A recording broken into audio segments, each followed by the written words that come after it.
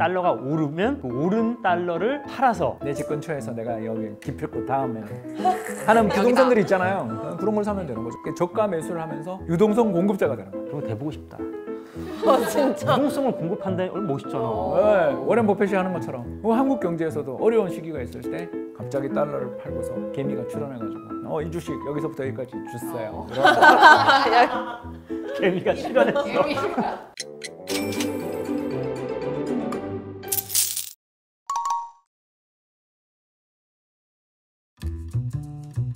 안녕하세요. 사회초년생을 위한 재테크 토크쇼 타이머의 호스트 전기영입니다. 물린 레몬에서 대박 레몬이 되고 싶은 한지원입니다. 40세 조기 은퇴를 꿈꾸는 바이어족 김알밥입니다. 오늘의 주제는 달러입니다. 달러 좋죠? 네, 달러. 또 오늘 또 거기에 여기. 맞춰서 시간은 달러다라고. 바뀌었더라고요. 와. 또 센스베리. 달러 전문가, 이코노미스트 홍춘욱 박사님을 모셨습니다. 요새 그 환에 대해서 관심이 많아서 부르는 데가 많은 홍 박사 홍춘욱입니다. 반갑습니다. 반갑습니다. 근데 홍 박사님이세요? 네, 그렇습니다. 홍 박사님을 아세요? 빠밤 이거 아닌가요? 모르시는 거 아니죠, 기사님? 모르세요? 잠깐만. 원조보다 훨 잘하시는 것 같아요. 여러 가지 투자 상품이 되게 많잖아요. 근데 굳이 달러에 투자하는 이유가 있을까요? 우리나라 안 좋을 때 가치가 올라요. 이게 최고예요. 이게 최고예요. 진짜 신기하죠. 이게 이제 왜 그러냐면 우리나라가 해외에 가지고 있는 순자산, 그러니까 빌려온 돈 말고 남한테 투자해 준 돈, 그게 1.1조 달러. 1.1조 달러. 그 돈이 우리 돈으로 얼마냐면 1,500조 원이에요. 우리나라 1년에 GDP가 2,000조 원 정도인데 거의 우리나라 1년에 열심히 장사를 하고 사업을 하고 근로활동을 해서 번 돈의 거의 한 3분의 2 이상의 돈이 해외에 투자되어 있는. 미국 달러 투자는 뭐 이제 선택이 아니라 거의 필수다 이렇게 보실 수 있는데. 근데 박사님, 달러 인덱스가 3년 만에 최저라는 말이 있더라고요. 그래서 이거 달러가 안전자산인 말이 지금도 유효한 거죠? 그게 왔다 갔다 해요. 왜 우리나라 경제가 부담스럽고 불안하다 싶으면 가장 환전하기 쉽고 돈도 또 비용도 적게 드는 그런 통화로 갈아타기 때문에 반대로 움직이는 경향이 나오는 거니까 그걸 이용하는 거지. 미국 달러는 무조건 안전해요. 그거는 신화에 불과하다. 미국 달러 또는 미국 경제도 얼마든지 파산할 위험이 처할 수 있고 국가 신용 등급도 잘 하락하기 때문에 그걸 믿고 하라는 게 아니라 우리나라 경제, 우리나라 자산들이 좀 불안하거나 전쟁 이슈가 있으나 전쟁 이슈가 터진다든가 이런 위기에 대한 공포들이 부각되기 시작할 때 외화 자산으로 갈아타는 분들이 우리나라 되게 많기 때문에 우리 경제 어렵고 또는 우리 경제 무슨 일이 생길 때를 대비해서 약간의 보험으로서 달러를 두고 있는 게 좋으니까 이러면서 안전자산이라고 이야기하는 거지. 실제로 뭐 달러도 그렇게 100% 믿을 수는 없지만 상대적 개념이다. 상대적 개념. 제가 뭐 이렇게 우리 기자님 옆에 있으면 얼큰이가 되잖아요. 아유, 무슨 말씀이세요? 그런 거랑 똑같은 거예요. 몰라요. 나 무슨 말씀하시나 했네. 상대적. 예시를 이렇게 들으시네요. 아주 쏙쏙 들어오세요? 그렇다면 박사님, 제가 처음 달러로 투자를 시작한다고 하면은 뭐부터 가장 먼저 알아보면 좋을까요? 환전 수수료. 환전 수수료? 환전 수수료 봐야 된다. 예, 환전 그러니까 수수료. 이게 뭐냐면요. 사자 팔자 환율의 차이입니다. 내가 달러를 딱 들고 갔어. 저는 고객님의 달러를 1,350원에 사드리겠습니다. 제가 지금 달러를 사겠어. 1,370원에 드리겠습니다 하면 20원 차이 나는 거죠. 이해되죠? 이게 수수료인 거죠. 사자 팔자의 차이. 그게 사실상의 수수료입니다. 그래서 이 차이가 적은 데로 가시는 게 좋습니다. 그래서 어디로 가면 좋으냐? 보통 이제 인터넷 뱅킹 이런 거 하면서 더 나가서 증권사에서 환전 이벤트 할 때 상품을 다 조사해보고 환전 수수료가 이 정도 되는구나를 알았으면 은행에 가서 외화 보통 예금의 금리 이런 것들 알아보신 분이 있을 거고, 은행은 근데 좋긴 좋은데 좀 불편하기도 하고 해지할 때 수수료 문제가 있을 수도 있으니까 하는 분들에게 이제 두 번째 추천 대상이 ETF. 그래서 SOFR 이 네 글자를 기억하십시오. SOFR. 이게 뭐냐면요, 미국의 MMF에 투자하는 ETF다. MMF가 뭐냐면 매일매일 그 나라에서 정한 기준금리대로 운용해주는 아주 파킹 통장 중에 파킹 통장인데 그걸 달러로 운영하는 거죠. SOFR로 검색하면 7개, 8개 정도의 상품이 나오는데 제일 좋은 추천 대상은 거래량 많은 거. 거래량 많은 거. 늘 듣는. 그래서 ETF가 좋은 이유가 유동성 공급자들이 나 여기서 오늘 수수료가 엄청나게 들어오네 하며 신나게 열심히 유동성을 공급해 주는 곳에 가면 사자 팔자 효과가 굉장히 줄어들고 거래도 잘 되고 가격도 신속하게 반영되는 그런 측면이 있기 때문에 ETF 투자를 할 때는 뭘 봐라? 거래량을 봐라. SOFR이라든가 또는 뭐 달러 선물 ETF 같은 비슷한 종류의 상품들을 추천하는 이유가 외환 시장에서의 어떤 환율 변동을 즉각적으로 잘 반영해 주니까 아무래도 환전 수수료에 대한 좀 부담은 좀 덜하게 신속하게 달러를 사는 효과 또는 파는 효과를 누릴 수 있다. 이게 장점이 되겠습니다. 근데 안 좋은 점도 있어요. 어떤 게 안 좋아요? 세금이 붙어요. 세금. 네, 그래서 이제 외화예금에서 우리가 투자를 했는데 절대 전망 아니에요. 1,350원이 딱 넣었는데 오늘 밤에 1,400원이 됐어. 그럼 50원이 오른 거잖아요. 그러면 거의 한 3%, 4% 수익이 난 거잖아요. 그거에 대해서 나라에서 세금 안 붙입니다. 환 차익에 대해서는 세금이 없습니다. 환 차익에 대해선 예, 환 매매 차익에 대해서는 세금이 없습니다. 대신에 ETF에서 가격이 올랐잖아요. 그는 배당으로 칩니다. 그래서 배당세가 붙습니다. 14.5%의 배당 소득세가 붙습니다. 진짜 비싸. 그래서 큰 수익을 올린다. 나는 은행 가서 우대도 잘 받고 이러신 분들은 은행 가는 게 낫고요. 난 소액으로 매달씩 100만 원씩 오늘 홍 박사님 이야기 듣고 나니까 3년에 한 번 기회가 온대. 이러면 ETF가 낫다는 거죠. 그럼요, 박사님. 그 달러 투자를 할 때 제 자산에서 몇 %를 투자하면 제일 좋을까요? 저는 30%. 오, 30%요? 예, 그러니까 주택 빼고는 거의 달러 자산을 선호합니다. 박사님 개인적으로 예, 제 개인적으로 그렇습니다. 30%가 목표입니다. 왜 그러냐 하면 우리나라 부동산 시장이 역사적으로 97년 외환위기, 2008년 글로벌 금융위기, 2022년 우크라이나 전쟁 이렇게 3번의 대폭락이 있었거든요. 그때 막 살벌하게 빠집니다. 엄청나게 위험하게 빠지거든요. 갭 투자 뭐 하다가 전세 사기 사건. 망한 사람들. 예, 망한 사람들 정말 많잖아요. 맞아요. 그러니까 그만큼 부동산 시장이 위험하거든요. 근데 이 3번 모두 환율이 바닥에서 500원 정도 올랐어요. 그러니까 외환위기 때는 2배가 갔으니까 900원 올랐고요. 그리고 2008년에는 800원대 환율이 1,500원대 가면서 700원 올랐고요. 이번에는 1,000원대 환율이 1,500원 근처까지 가면서 한 400원, 500원 올랐죠. 우리나라 부동산 시장이 폭락한다. 라는 건 뭘 의미하냐면 우리 경제에 대해서 굉장히 극단적 비관론이 팽배할 때다. 이 나라 망했어. 그럴 때 글로벌 부자, 국내 부자들이 다 달러로 도망가겠죠. 그렇기 때문에 그때 달러를 가지고 있는 사람은 왕이 돼. 미리 갖고 있어야 되는 거예요. 미리 갖고 있어야 되는구나. 우리나라 사람들의 그 자산 분포를 보면 75%가 부동산이래요. 맞아요. 그렇기 때문에 이제 그 목표를 향해 노력하는 건데 대체로 집을 가지고 계신 분들은 나머지 자산들은 달러로 운용하는 게 굉장히 좋은 게 10년에 한 번 오는 그날이 왔을 때 나의 자산을 지키면서 똘똘한 채로 더 좋은 데로 갈아탈 수 있는 힘을 얻게 되니까 또 자산을 안정시킬 수 있고. 근데 이제 난 집이 없다. 그러니까 그런 분들도 되게 많거든요. 우리나라에서 전체 10명 중에 4명은 집이 없거든요. 성인 중에. 그분들한테는 추천드릴 수 있는 것은 그래도 한 반반 정도는 해야 되지 않나. 반반이면 어떻게 말씀? 국내 자산 절반, 해외 자산 절반. 주식을 말씀하시는 건가요? 주식뿐만 아니라 채권이나 뭐 다양한 자산을 다 포함해서. 그러니까 금은 달러에 포함하는 거죠. 왜냐하면 달러로 거래가 되고 있으니까 국제 시장에서. 그래서 국내 자산 절반에 해외 자산 절반 정도로 운용을 하는 거죠. 그래도 투자 자산으로 그 달러랑 금이랑 둘 중에 고르시라면은 달러신 거죠? 아니요. 지금은 금. 와, 솔직하게 말씀해 주셨어. 지훈 씨 금 샀다 그랬잖아. 네. 그때 우리 금 하고 나서 바로 종로로 달려갔죠. 진짜 금을 샀대요. 네. 이게 중요한 거예요. 재테크는요. 듣고 조금이라도 사야 돼요. 맞아. 왜 그런지 아세요? 실행을 해야 돼. 네, 사야 공부가 돼요.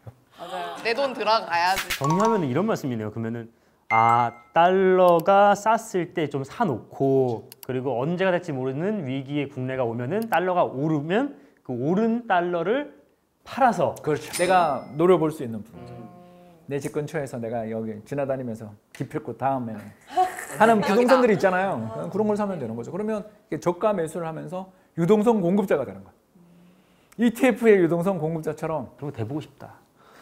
진짜. 유동성을 공급한다니 얼마나 멋있잖아. 네, 워렌 버핏이 하는 것처럼 2008년 글로벌 금융위기 때 골드만삭스 사주면서 살리잖아요. 유동성 공급자. 한국 경제에서도 어려운 시기가 있을 때 갑자기 달러를 팔고서 개미가 출연해가지고 이 주식 여기서부터 여기까지 주세요.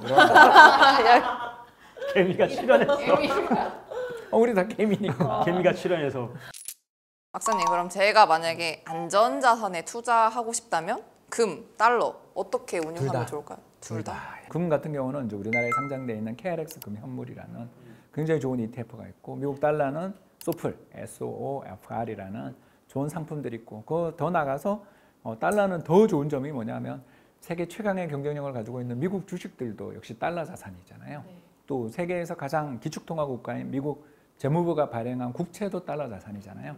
그런 자산에 대해서 투자를 해볼 수 있겠죠. 예를 들어서 저에게 돈 1,000만 원 있다 그러면 250만 원씩 나눠가지고 나눠서 250만 원으로 우리 KRS 금현물 ETF, 그리고 250만 원으로 소플, 250만 원으로 S&P 500, 250만 원으로 뭐 미국채, 이렇게 얼마든지 분산이 가능하다는 게 달러 자산 투자의 또 좋은 점이죠. 국채 보니까 뭐 10년물 국채도 있고 30년물 국채도 있고, 그럼 박사님은 보통 어떤 10년. 10년물? 왜냐하면 저는 30년은 무서워서 못 사겠고요. 왜냐하면 가격 변화가 채권인데 3분의 1 토막 나더라고요. 얼마 전에. 그래서 내게 그렇게 됐구나. 또 직접 몸으로 느끼셨구나. 이게 12%가 마이너스가 분명히 30년물 그래서 열심히 공부했거든. 그래서 샀는데 30년물이 왜 마이너스 12% 15%가 나지? 그래서 눈물이 있어. 약간 촉촉해지셨어요 지금. 촉촉해지는 수분 방송. 채권은 저는 좀 추천하고 싶은 게 이제 10년 정도면 유동성이 일단 제일 좋아요. 검색하시면 10년 한 칸 띄고 미국 뭐 이렇게 하면 바로 나오니까요. 또 미국 한 칸 띄고 10년 해도 되고요. 코스피 ETF는 어떻게 보세요? 좋죠. 코스피 200, 200, TR 이런 거. 200. 그러니까 우리나라에 대표하는 200대 기업들의 ETF를 추천하죠. 왜냐하면 거래가 잘 돼요. 일단 그리고 운용하시는 분들 입장에서도 상장돼 있는 주식 1000개를 운용하는 것보다 200개 운용이 훨씬 쉽잖아. 그래서 품이 적게 들면 수수료도 싸다. 그래서 저는 수수료, 길바닥에 돈을 흘리지 마세요. 수수료 말씀하셔서 그런데 우리 박사님 그래도 되게 오랫동안 투자 한 4-5가지 많이 말씀해 주시고 계시잖아요. 박사님은 주로 좀 어떤 걸 보시는지. 거래량 많은 거. 거래량 많은 거. 네, 그래서 금은 에이스. 저거. 그리고 이제 미국 주식은 타이거. 그 밖에 EM 펀드 이런 거나 코스피 200 이런 건 코덱스. 이렇게 추천하는 이유가 이게 만들어진 지 좀 돼가지고 이렇게 약간 전통의 강자. 그런 느낌입니다. 에이스, KLX, 금현물, 타이거, S&P 500이나 나스닥 100, 그리고 코덱스. 뭐 EM, 저 이머징 마켓 펀드라든가 아니면 MSCI 코리아라든가 코스피 200 뭐 다 좋죠. 그러니까 비슷한 형태에서는 코덱스가 제일 낫다. 저 해외 주식에서는 수수료 싼 타이거가 좋아. 그리고 금 시장을 개척한 에이스. 뭐 이런 식으로 이제 지금 브랜드가 좀 돼 있는 거죠. 이게 영원 불면하지는 않은 거 알죠? 그 새로운 경쟁자가 치고 들어오면서 점점 더 수수료가 내려가지 않을까 좋아하고 있습니다. 이렇게 4대1 비율로 하신다는 거잖아요. 그렇죠? 그러니까 4등분을 하는 게 편하죠. 좀 공격적이면 5등분. 그러니까 한국을 4, 해외를 6, 5분법이고요. 보통 이제 4분법을 추천하죠. 투자 4분법. 그렇죠. 그러니까 한국 주식 예금, 해외 채권, 주식 뭐 이렇게. 아니면 이제 6이 5개가 되면 금. 쉽죠. 정말 수익도 좋고 괜찮습니다. 박사님께서 보고 계신 그 4-5가지 종류에 대해서 비율별로 해놓고 있다가 어느 한쪽이 폭등하면 감사합니다. 걷어들여서 조금 못 오른 거. 못 오른 애한테 주고. 네. 이 말씀은 이게 좀 유머러스하고 좀 재밌게 해주시지만 진짜 중요한 말씀 해주신 거예요. 잘 못 크는 애한테 큰 놈 거 좀 잘 걷어서 주고, 퇴비도 좀 주고, 영양 주사도 좀 넣고, 또 얘가 올라가면은 또 얘한테 주고, 그리고 또 해 잘 드는 대로 좀 옮겨주고. 농사 짓는 재미가 있어요, 진짜. 이렇게 해야 되는데. 그냥 하나 사두면 되는 거지. 이게 확실히 제가 조금이라도 사야 이게 공부를 할 수밖에 없는 것 같아요. 그때부터 골드에 지금 관심이 막. 맞아요. 나 금 투자하는 여자야. 이러면서. 그럼 다음 저 궁금한 게 있는데 달러는 그럼 국내나 해외 위기가 왔을 때 팔면 되는 건가요? 그렇죠. 팁을 가르쳐드리자면 제가 9시 뉴스에 나오면 위기의 지표가 이제 9시 뉴스에 박사님 뭐 8시 뉴스도 좋고요. 홍 박사님 이러고. 세계 경제 얘기하고 계셔 막. 9시 뉴스나 8시 뉴스 같은 헤드라인의 첫 번째가 주식시장 대폭락, 환율 급등. 헤드라인이 그게 나올 때 그때부터 n분의 1로 뭐 예를 들어서 열흘에 걸쳐서 이렇게 팔아나가는 거죠. 언제가 고점일지는 아무도 모르니까. 파는 방법은 뉴스를 말씀드렸고 사는 방법 가르쳐드릴게요. 돈 자랑을 하는 친구 있잖아요. 갑자기 SNS에 내가 이번에 얼마를 벌었는데 하고 또 갑자기 키가 괜히 사진 찍으면서 차 키가 바뀌어 있고 커져 있는 걸로. 예, 그리고 막 로고가 보이고 보이고. 이런 일들이 나온다. 이게 뭘까요? 남한테 자랑을 하고 싶어서 죽을 것 같은데 자기 실력으로 벌었어요? 그렇지 않죠. 대부분 흐름에 올라탄 거죠.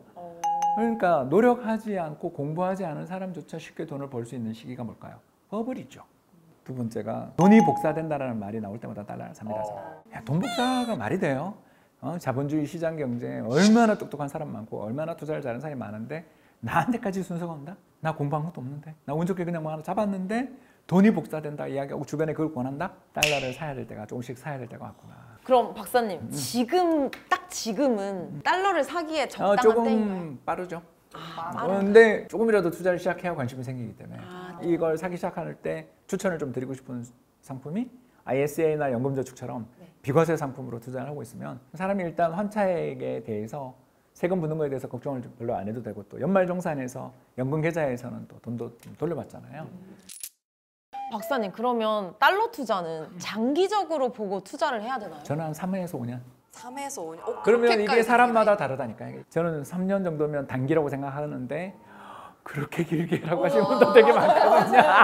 외환 투자는 저는 한 3년 정도에서 5년 정도를 보는 게 그 3년에서 5년 주기마다 우리나라 주식시장이나 외환시장이 정말 큰 변화를 한 번씩 보이기 때문에 그 정도 시간을 두고서 투자할 수 있어서 사실 성질 급한 한국인에게 굉장히 잘 맞는 투자 방법이 아닌가 생각해요. 그럼 박사님이 말씀하신 이 3에서 5년 주기는 어떻게 보면은 우리 한국 주식시장의 상승과 하락 그 사이클 말씀하시는 것 같아요. 그렇죠? 맞습니다. 예, 우리나라 경제는 수출로 먹고 살아서 그래요. 우리나라 이제 수출하는 제품들 1위가 반도체, 2위가 자동차, 3위 철강, 조선 뭐 이런 것들로 쫙 이어져 있는데 이 품목들의 대부분이 뭐냐면 이거 없으면 오늘 당장 내가 어떻게 되는 거 아니거든요. 한번 사놓으면 몇 년 가죠. 자동차, 배, 스마트폰, 이번에 새로 맡은 PC 이런 것들 다 사면 6개월에서 3년 정도 지나야 교체 주기가 온다고요. 가장 대표적인 사이클 하나만 이야기하면 2020년 코로나 때 돈을 다 뿌렸잖아요. 그래서 수입 중고차값 급등했던 거 기억나세요? 네. 신차값보다 중고차값이 더 비쌌어요. 품절이 되니까 그때 사람들이 다 샀죠. 자, 그리고 이제 그 뒤 2년 동안 큰 불황이 왔죠. 왜? 다 샀거든. 다 샀으니까 교체 주기가 없는 거예요. 사람들이 나 이제 안 사도 되는데 그때 마침 또 우크라이나 전쟁, 하마스 전쟁 이런 게 터지니까 불안하잖아. 현금 쥐고 있어야지. 그럴 때 제일 먼저 삭감하는 게 뭐예요? 스마트폰 꼭 2년마다 바꿔야 돼? 현대차 좋은 거 아는데 다음 모델 기다리지 뭐. 사람들이 이렇게 바뀌는 순간 우리 수출이 어려움을 겪는 거죠. 그리고 우리나라 수출이 어려움을 겪고 경제가 좀 안 좋아지고 그때 여러 가지 갈등들이 부각될 때 외국인들이 저 나라는 뭐야 이러면서 빼자. 부자들도 야, 해외 투자가 답이야 하고 돈을 빼기 시작하는 순간 주가 폭락, 부동산 가격 폭락, 환율 상승. 그러다 이제 지금 이번에 사이클이 돌아왔죠. 2025년 딱 되니까 수출도 그럭저럭 괜찮다 그러고 주가도 오르고 부동산도 오르고 야 이제 그날이 왔어 하고 달려 하면 좀 환율은 떨어지는 거죠. 왜? 해외에 나갔던 분들 입장에서 얼마나 배가 아파. 아니 내가 지금 달러 다 사놨는데 지금 한국 주식이 오른다고? 이게 뭐 세계 주가 상승률 1위라고? 야 돌려 이렇게 되는 거죠. 그러면 해외 나갔던 돈들이 들어오니까 환율이 내려가는 거죠. 이게 3, 4년에서 5년 정도. 길어도 5년. 스마트폰 3년까지는 버티지만 4년 참을 수 있어요? 3년 참을 수 있어요? 앱도 잠깐만, 안 3년부터가 깔려. 힘든 것 같은데. 앱이 안 깔려. 참을 수 있어요? 저 못 참아요. 테이프 치고 다니는 것도 하루 이틀이지. 안 된다는 거죠. 그게 주기가 오기 때문에 우리나라 경제는 3에서 5년 정도 주기로 죽었다 살았다 죽었다 살았다 갈 때 달러 들고 있는 사람이 어떨 때는 바보 됐다가 왜냐하면 지금은 바보죠. 지금 환율 떨어지고 있고 우리 국내 주식이 세계에서 최고니까 그러다가 어느 날이 또 지나서 달러의 가치가 올라가고 달러를 가지고 있는 사람이 세상의 승자가 되는 날이 언젠간 오는데 그게 길어봐야 3년이나 5년 뒤니까 특히 우리 여기 젊잖아요 다들 파이어족을 꿈꾼다며 충분히 지금 앞으로 그 투자의 기회가 5번 남은 거예요. 3년마다 오니까 그 중에 이 가르침 이 오늘 방송을 한 번만 기억을 딱 하는 순간 팔자가 바뀌는 거지. 저 팔자 바꿉니다. 시간은 달러다. 달러다. 오늘은 홍춘욱 박사님과 함께 달러 투자에 대해서 알아봤는데요. 진짜 재테크의 세계는 넓고 끝이 없는 것 같아요. 저는 늘 ETF에 대해서는 듣지만 오늘 또 SOFR에 대해서 또 처음 듣고 찾아봐야겠다라는 생각이 들어서 또 이렇게 하나 배웠습니다. 홍 박사님. 이제 홍 박사님을 아세요? 하면 네! 라고 해야지. ETF 투자는 많이 했는데 그 언제 사지? 언제 팔지? 이런 거를 잘 타이밍을 못 잡았는데 찝어주셔갖고 저에게 너무 많이 도움이 됐던 시간이었습니다. 사회초년생들 조급하잖아요. 빨리 부자 되고 싶고 돌뿌리 한번 걸러 넘어지면 다시는 또 하기 싫고 그런 분들한테 쓰러져도 안 아픈 쿠션을 하나 놔드릴 테니까 여러분들 하나 장만하셨으면 좋겠어요. 장만하겠습니다, 쿠션. 네, 오늘 타이머에서 준비한 내용은 여기까지고요. 저희는 다음 시간에 더 돈이 되는 이야기로 찾아오겠습니다. 감사합니다. 감사합니다. 감사합니다.